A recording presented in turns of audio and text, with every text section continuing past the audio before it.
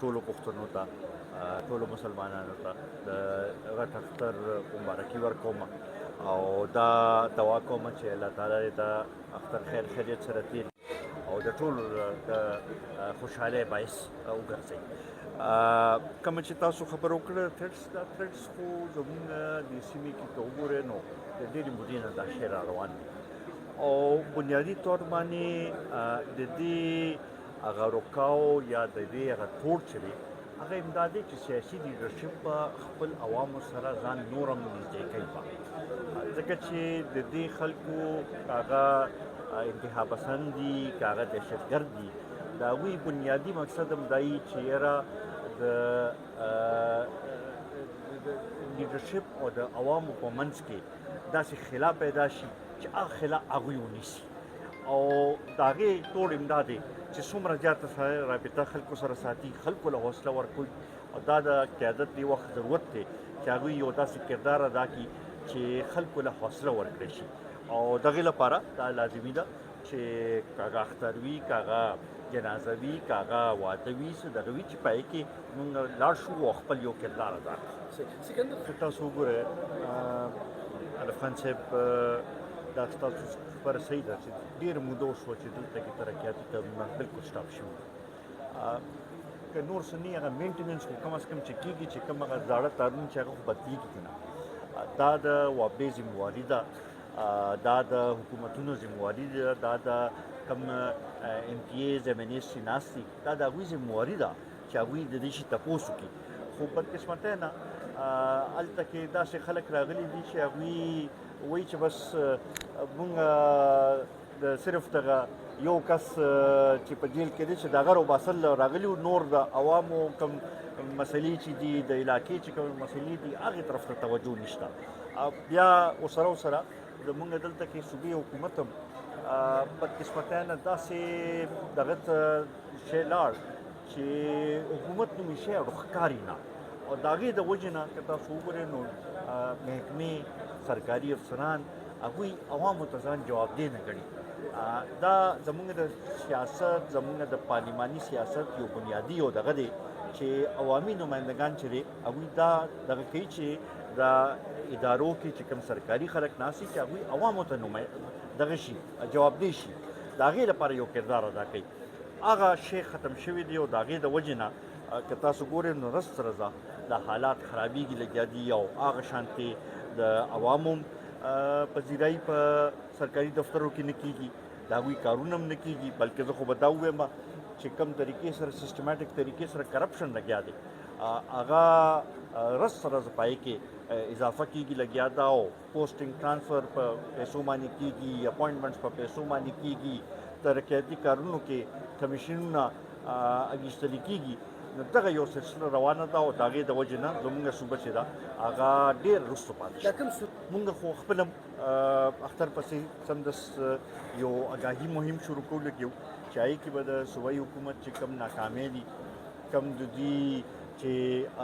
د خلکو د مسلو طرف ته توجه نه ورکوي کم کرپشن کېږي لګیا دي کم دا میګا سکینډلز ووتل د دې به مونږ هر یو ضلع ته ځو او دا خبره به خلکو ته مخامخ ږدو او په دې خبرې به یې پوهیو چې د دې وخت دا ضرورت دی چې سړی راپاسي او خپل د حق تپوس وکړي.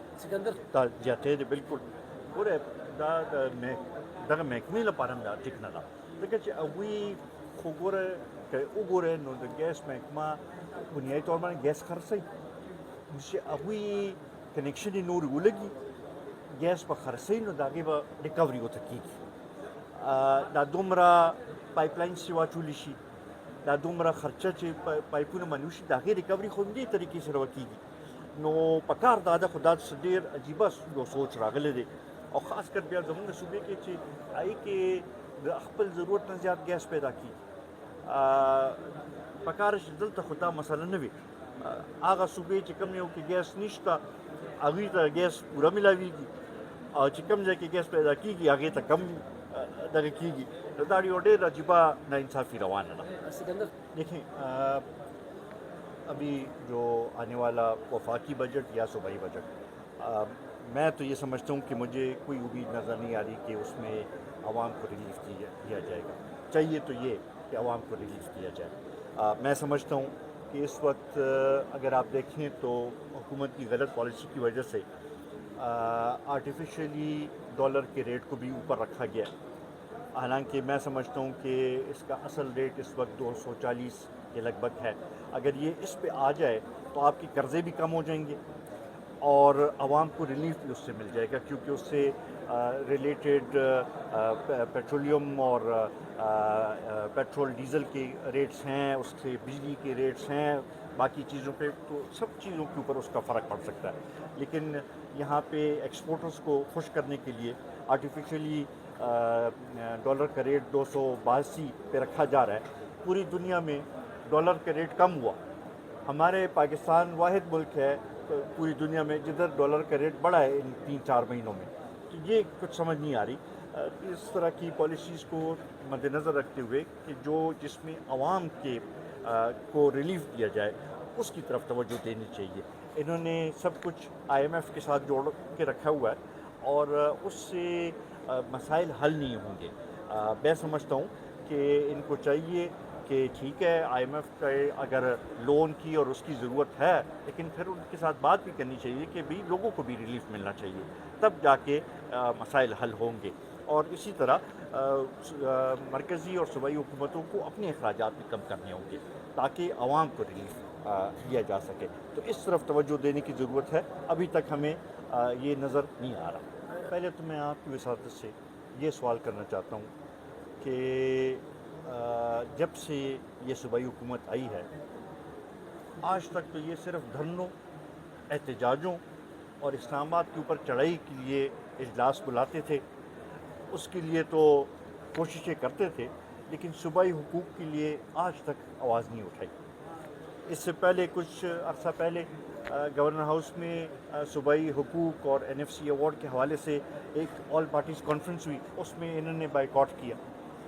اب جا کے جب دیکھا ہے کہ جی اب ہر طرف سے پریشر آ رہا ہے، تو جا کے ان کو یاد آیا اور یہ ابھی NFC ایوارڈ کی بات کر رہے ہیں۔ یہ بات تو ان کو پہلے دن سے کرنی چاہیے تھی۔ نیٹ ہیلتھ پروفٹس کی بات ہے، NFC کی بات ہے، اسی طریقے سے ہمارے باقی ایشوز ہیں سینٹر کے ساتھ، جو ہمارے حصے کا پانی دوسرے صوبے استعمال کر رہے ہیں، اس میں اپنا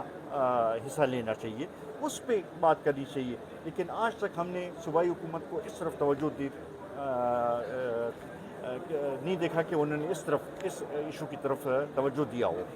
اب جا کے ان کو یہ یاد آیا۔ میں تو یہ پوچھنا چاہتا ہوں کہ کیوں یہ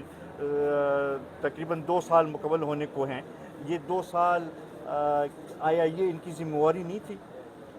ہم ابھی بھی سمجھتے ہیں کہ مرکز کو چاہیے کہ صوبے کو اپنا حق دے، وہ چاہے NFC ایوارڈ میں ہو، وہ چاہے نیٹ ہیلتھ پروفٹ میں ہو، وہ چاہے پانی میں جو ہمارا حصہ بنتا ہے، وہ چاہے جو مرجڈ ایریاز کا جو وعدہ کیا گیا تھا 3% کا، وہ اس کو ملنا چاہیے۔ تو تب جا کے ہمارا صوبہ اپنے پاؤں پہ کھڑا ہوگا اور پھر مسائل حل ہوں گے۔